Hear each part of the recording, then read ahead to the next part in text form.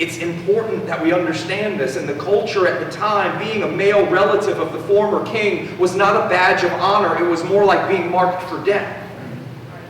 Kings often destroyed every male relative, if anyone they conquered, as a show of power, but also to remove any threat of future uprising.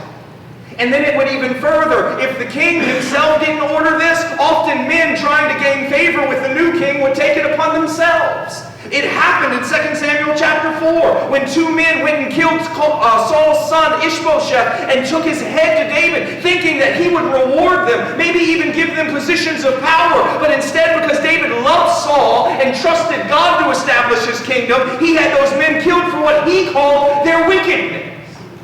Sometimes just because it's normal for the culture does not mean it's not wicked for the people of God. Just because this is the way kings handle things does not mean it's the way David was going to handle things. And we know David had his sin issues, but there was a point where David understood, God put me here, I'm going to do this God's way. Yes. Guys, just because everybody else is doing it and saying it does not mean that we are invited into it.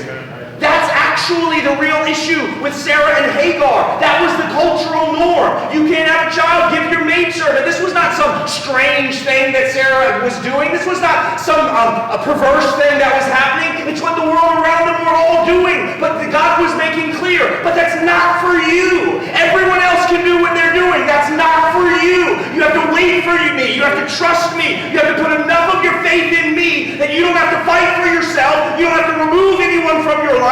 You can believe that I will rise up and I will pull down, I will open doors and I will shut doors, I will establish your way in the way that it should be. Just because the world's doing it doesn't mean that we're called to it. We have to be different enough to be different.